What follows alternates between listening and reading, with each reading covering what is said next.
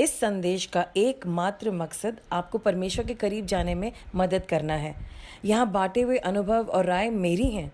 वे किसी भी तरह से किसी की निंदा करने या उन्हें चोट पहुँचाने के लिए नहीं हैं।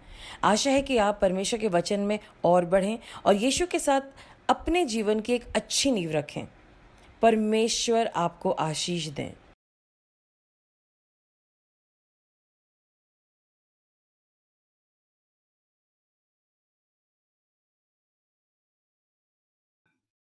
It is such a privilege to come and meet you. आप सबसे मिल करके हमेशा अच्छा लगता है, आप सबसे बात करके हमेशा अच्छा लगता है. I'm talking from Delhi, we are just going live Such a from Delhi. privilege. It is so cold here. I mean, थोड़ा ठंडा ठंडा है.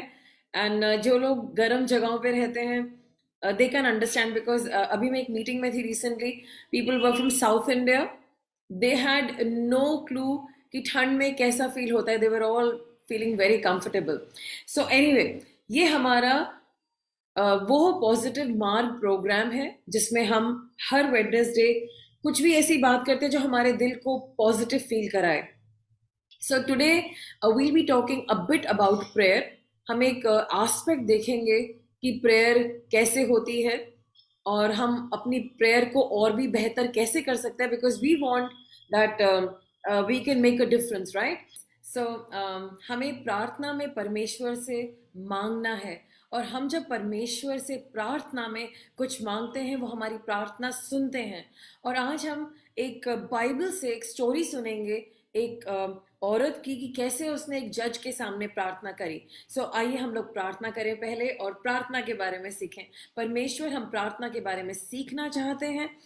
हम उसको अपनी प्रार्थना को और भी अच्छा करना चाहते हैं. हमारी अगुवाई कीजिए पवित्र आत्मा जी, कि हम अच्छे से प्रेयर कर सके, सिर्फ अपने लिए ही नहीं, अपने परिवार के लिए, अपने मित्रों के लिए, अपने कॉलीग्स के लिए और अपने वर्ल्ड के लिए.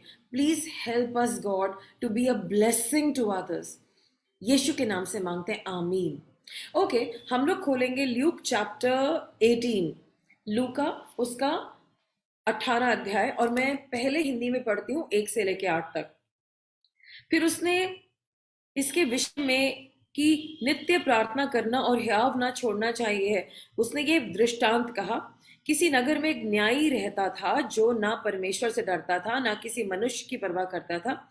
उसी नगर में एक विधवा रहती थी जो उसके पास आ कर कहा करती थी, मेरा न्याय चुकाकर मुझे मुद्दई से बचा.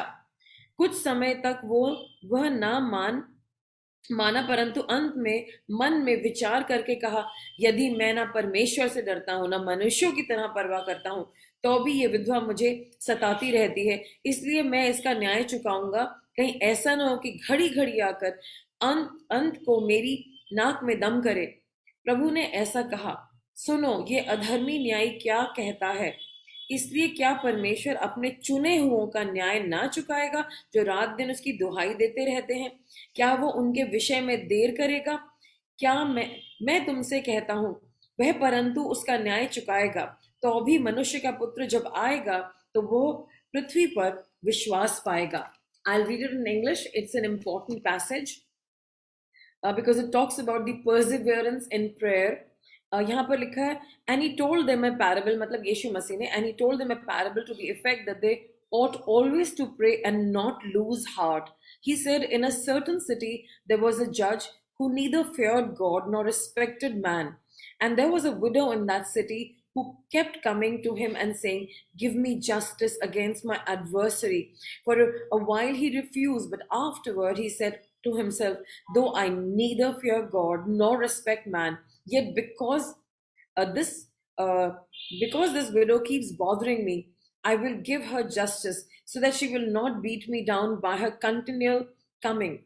And the Lord said, hear what the unrighteous judge says. And uh, will not God give justice to his elect who cry to him day and night? Will he delay long over them? I tell you, he will give justice to them speedily. Nevertheless, when the Son of Man comes, he will find faith on earth. Praise God. आप में से कई लोग, आप और मैं, परेशान हैं. हमारी कुछ ऐसी समस्याएं हैं जो टस से मस नहीं होती हैं और हटती नहीं है। कुछ केसेस में ये होता है, वो चीज इसलिए शिफ्ट नहीं होती क्योंकि परमेश्वर सब चीजों में काम कर रहे होते हैं। वो चाहते हैं कि काम परफेक्शन से हो और जो लोग उस मैटर के साथ जुड़े हुए हैं उनको भी नुकसान ना हो।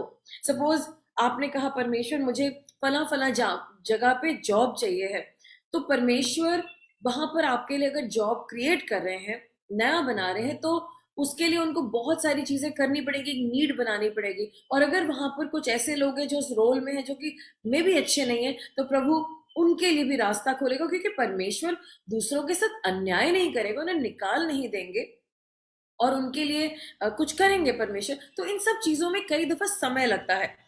हाउएवर कुछ चीजें इतनी इंपॉर्टेंट है कि वो हमें चाहिए ही चाहिए हैं, और हम उसके लिए गॉड के पास बार बार आते हैं।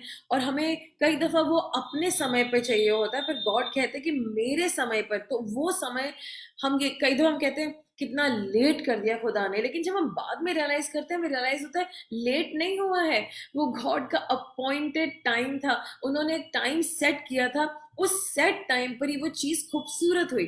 आमेन। और यहाँ पर एक विधवा के बारे में बात हो रही है, एंड वो बार बार जज के पास आती है और वो उसको कहती है कि मेरी मदद कर, मेरी बात सुन। I just read that to you.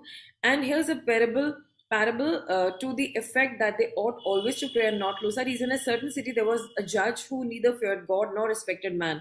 मतलब एक जज है, वो गॉड से तो बिल्कुल नहीं डरता, इंसानों की भी कोई कदर नहीं है उसको। आपको पता है ना, कुछ ऐसे लोग होते हैं वो किसी की चिंता नहीं करते, वो सिर्फ अपनी अपनी सोचते हैं। बट वो एक ऐसा इंसान था, और उसके पास एक विधवा आती थी कि मेरा न्याय कर। There was a widow in that city who kept coming to him saying, "Give me justice because against my adversary." मेरे दुश्मन है, उनके विरोध में मुझे न्याय दे, मुझे न्याय दे। और वो इतना जाती थी, इतना जाती थी, क्योंकि मुझे लगता है जैसे मेरे मन में अभी आ रहा है कि उस विधवा के लिए वो जज इंपॉर्टेंट था। विधवा अपनी प्रॉब्लम सॉल्व करना चाहती थी, लेकिन एक सही ढंग से। उसने किसी और का सहारा नहीं लिया, किसी और जगह नहीं चली गई, या लोगों को पैसा देकर के गुंडों को नहीं पकड़ लिया और उनसे कहा कि इन्हें मारो। शी न्यू कि मुझे एक लीगल तरीके से सही ढंग से काम करना है, लेकिन जज जो है वो इतना ढीला है, तो उसने कहा मैं भी गिव अप नहीं करूंगी और मैं इससे न्याय मांगूंगी और मैं इसी तरफ जाऊंगी।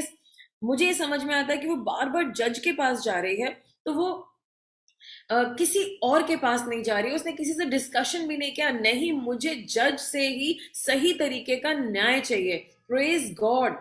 अगर आप गॉड के पास आ रहे हैं तो आप और लोगों के पास मत जाइए और उनको कंफ्यूज कीजिए। फिर बहुत सारे, अगर आपने लेट्स से आपको दवाई लेनी है और आप होम्योपैथिक भी ले लेते हैं, एलोपैथिक भी ले लेते हैं, आयुर्वेदिक भी ले लेते हैं, फिर तिब्बतन मेडिसिन भी ले लेते हैं, चाइनीज मेडिसिन भी ले लेते हैं, और भी कुछ जड़ी बूटी और टोना टोटका कर लेते हैं।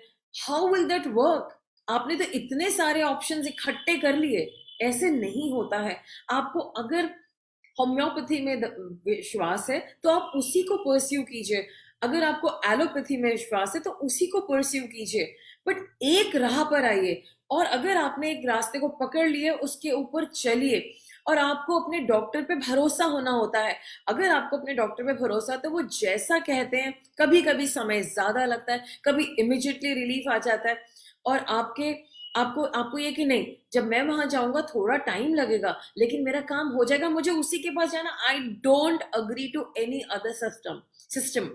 सो here is this woman, she wants justice in the right way. उसको सही ढंग चाहिए, जो प्रोसेस है उसी को फॉलो करना है। And we have to remember that कि अगर हम गॉड के पास जा रहे हैं तो हमें लगातार जाना है और एक ही डायरेक्शन में जाना है, क्योंकि प्रेयर अभी एकदम से आपकी जवाब नहीं हुई, आपको उसका आंसर नहीं मिला, ये नहीं मतलब है कि आप गॉड को छोड़ देंगे। So please recognise that. और दूसरा है कि आपको जाते रहना है, क्योंकि जब आप जा रहे हैं, लेट्स से एक बहुत ही फनी मैंने मूवी देखी थी, उसमें अ वेरी फनी मैन, उसको मसल बिल्ड करना, मतलब उसको कहते हैं कि तुम रोटी बेलो, और वो इतना रोटी बेलता कि उसके हाथ बहुत मजबूत हो जाते हैं और वो फाइट कर पाता है। He had to be a fighter. It was a very, I just remember it vaguely, कि रोटी बेलने से उसके मसल्स बन जाते हैं। सो कभी कभी आई बिलीव कि जब ये लेडी विडो जा रही है, उसकी मसल डेवलप हो रही है, उसकी भूख डेवलप हो रही है, उसका एंथुजियाज्म डेवलप हो रहा है, उसकी फ्रस्ट्रेशन भी बढ़ रही है, बट उसने कहा मुझे न्याय चाहिए ही चाहिए है। एंड जब हम लॉ लगा लेते हैं किसी चीज की, हम डेस्परेट हो जाते हैं, and that desperation in prayer is not a bad thing.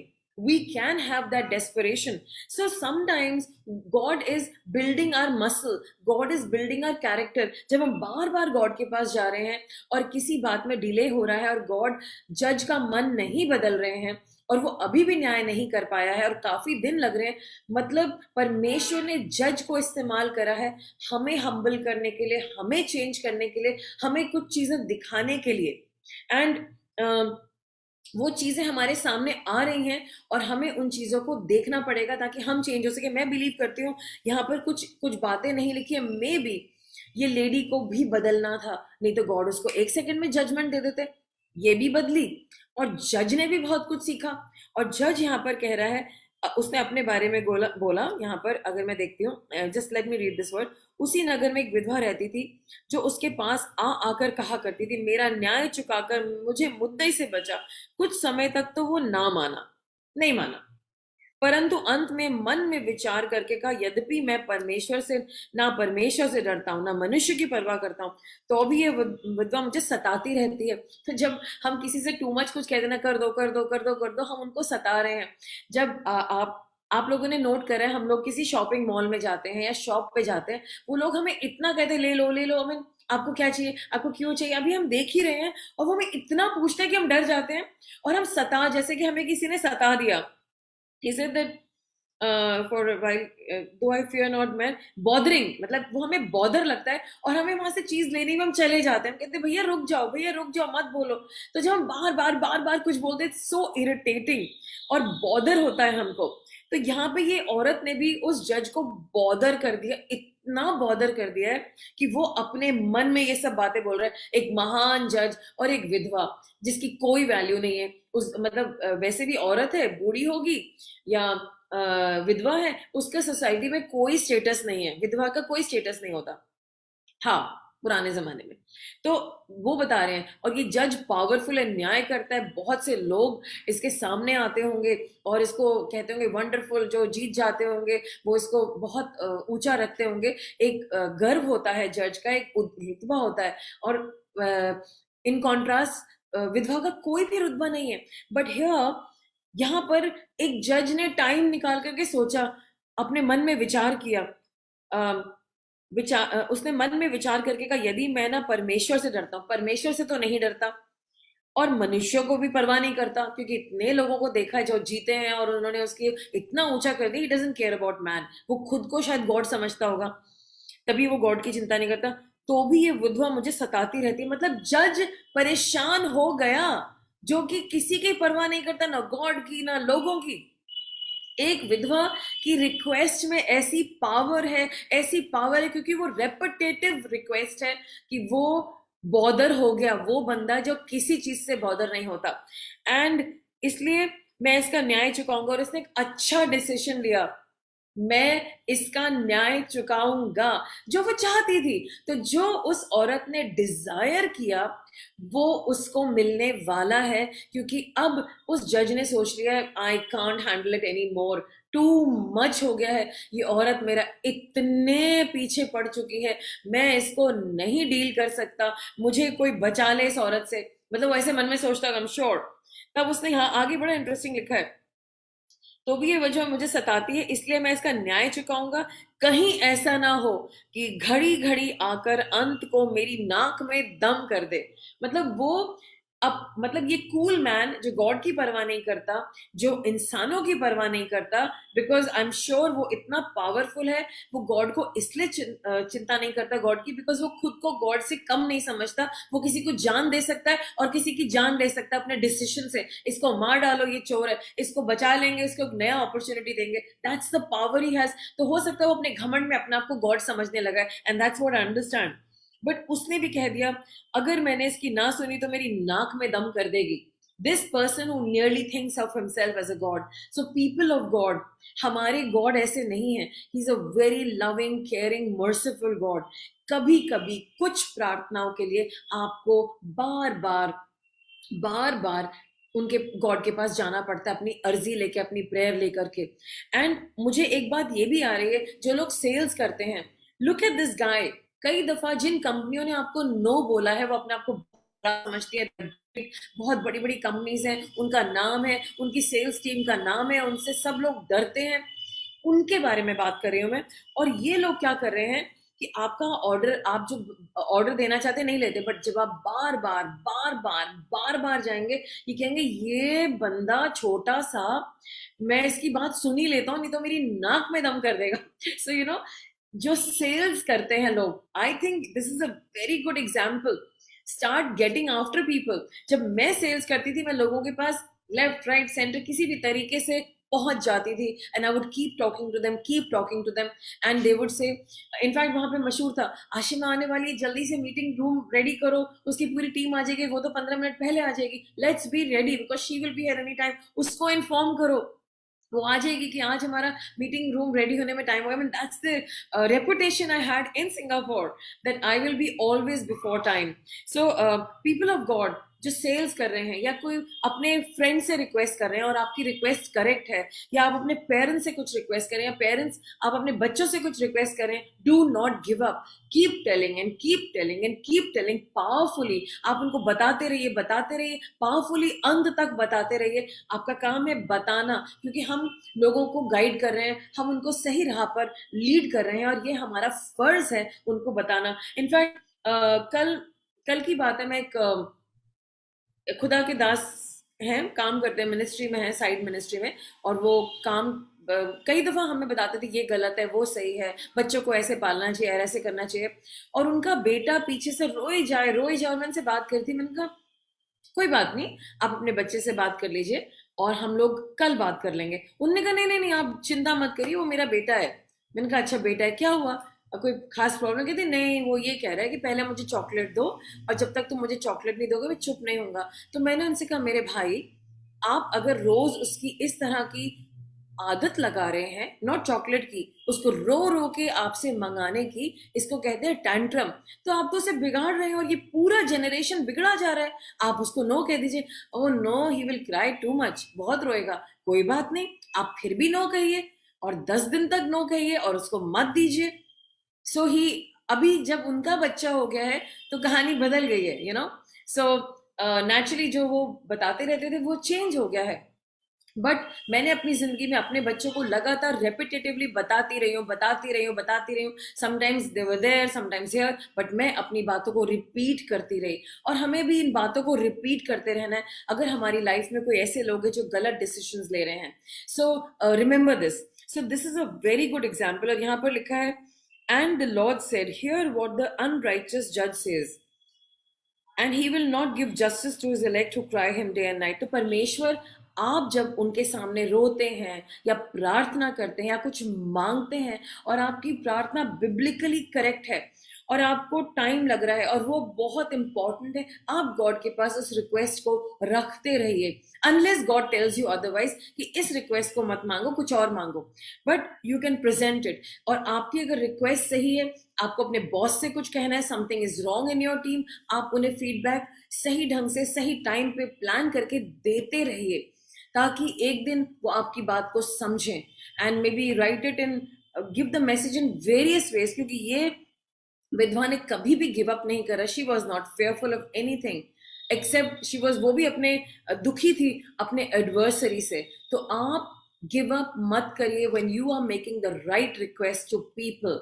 Of course find different ways. आपने देखा है जब अमूल का ऐड आता है, एवरी फ्यू मंथ्स उसका थीम बदल जाता है, दे हैव समथिंग न्यू, और हम सब अमूल का कार्टून देखना चाहते हैं, वी लव दैट एडवर्टाइजमेंट। तो आप अपनी बात को नए ढंग से प्रेजेंट करिए, एक ही तरह से बोलते मत जाइए, find a new way of saying the same thing, but present your request which are important in front of other people. I hope I made sense to you. So this is where I want to end it. Let's just go into prayer. परमेश्वर, मैं अपने लोगों के लिए प्रार्थना करती हूँ। Lord, हम सब प्रेयर सीख रहे हैं और भी अच्छे से करना चाहते हैं, and thank you for teaching us that हम निरंतर प्रार्थना कर सकते हैं, परसिवियर कर सकते हैं, और हमारा जब हम सही बात जो आपके विल के अनुसार है, जो हमारे लिए सही है, आप हमारी प्रार्थना को जरूर सुनेंगे, और हमें हमारी प्रार्थनाओं का उत्तर देंगे, बट हमें गिव अप नहीं करना है। चाहे वो हमारे सामने एक जज के समान इंसान हो जो गॉड ही समझता हो अपने आप को, we will not give up. हमारी मदद करिए कि हम गिव अप नहीं करेंगे, मांगते रहेंगे, मांगते रहेंगे, मांगते रहेंगे अपने पिता से जो हमसे प्यार करता है। परमेश्वर, मैं प्रार्थना करती हूँ उन लोगों के लिए जो लोन्स में फंसे हुए हैं, उनकी मदद करिए प्रभु। मैं प्रार्थना करती हूँ उन लोगों के लिए जो बहुत परेशान है परमेश्वर, और उनके पास जॉब्स नहीं है, उनके जॉब्स दीजिए परमेश्वर। मैं प्रार्थना करती हूँ जिनके करियर्स डिस्ट्रॉय हो गए, उनकी करियर्स को सेटअप कीजिए परमेश्वर। मैं आपसे रिक्वेस्ट करती हूँ जिन लोगों के बिजनेसेस में गड़बड़ है उसको ठीक कीजिए, लॉर्ड हैव मर्सी। मैं स्पेशली प्रार्थना करती हूँ रिलेशनशिप्स के लिए प्रभु, जहाँ पर बहुत डिस्टर्बेंस है परमेश्वर। प्लीज आप ही रिलेशनशिप्स को मजबूत बना सकते हैं और निखार सकते हैं। हैव मर्सी लॉर्ड, लोगों के रिलेशनशिप्स ठीक हो जाएं यीशु के नाम से। आप यू इंटरवीन गॉड। परमेश्वर, मैं प्रार्थना करती हूँ जो बीमार हैं उनके ऊपर रहम कीजिए, और परमेश्वर जो लोग बेबी चाहते हैं उनके लिए आप बेबी दे दीजिए लॉर्ड। Lord have mercy. जितने लोग बीमार हैं, जो भी मुझे सुन रहे हैं, उनके रिश्तेदार जो बीमार हैं, आप सबको हीलिंग दीजिए यीशु के नाम से। Thank you God for this time, Yeshu के नाम से मांगते हैं, आमीन। So thank you so much for joining us here.